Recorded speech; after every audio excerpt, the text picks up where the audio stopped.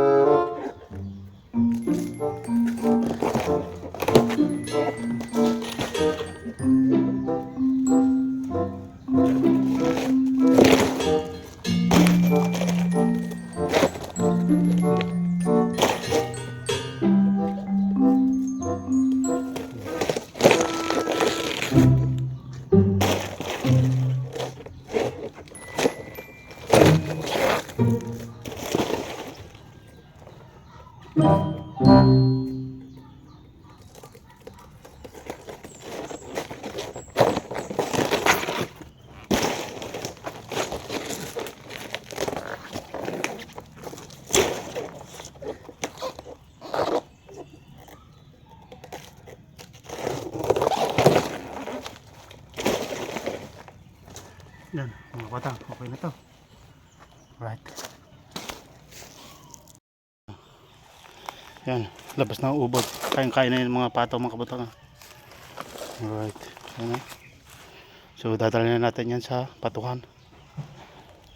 Yan, kuhanin lang natin.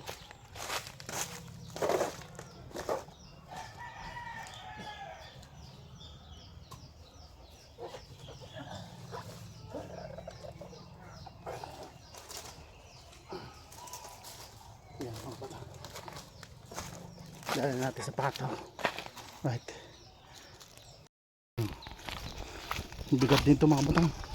Yung ating para makatipid tayo mga batang sa pakain sa pataw. Yan. Pakain natin ng kuha ng saging. Yung sakwa ng saging. Tawag sa amin sakwa. Dito sa Mindanao, kinakain po ito yung ubod nito. Nilalawak din sa manok. Yan. Gusto ito ng mga pataw mga batang. Oh, yan. Renda natin sa mga pato ng kabatang. Sarado mo na ang gate. Huwag nang makamakalaban. Mga busog pa sila siguro. Yun, inuupakan na ng mga kabatang ng itik. Yun, ubos yan mga kabatang. Yung mga tira-tira, mga paklang siya.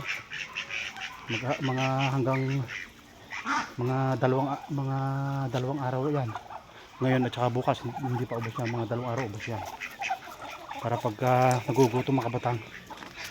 Yan o, pag nagugutom makakain sila merenda. Yan ang ginagawa ko para makatipid sa patuka. Tipid na tayo sa patuka mga kabatang. Yung ayan o, nuupakan na ng itik. May 3 itik kami dito nuupakan na ng itik mga kabatang. Yan lang ang mag-alaga ng patay. Talaga lang ang pagkasito papatukay mo ng pig. Pati manok nakikituka rin mga batang. Kasi ito inalagay ito sa manok. Parang tinula yung niluluto dito sa Batangas, sa Mindanao. Hindi ko lang alam kung anong tawag doon. May munggo siya tapos may ubod siya ng saging. Tapos manok, sa Tagalog ng manok. So yun, nag-tips para makatipid sa pakain sa pato mga batang.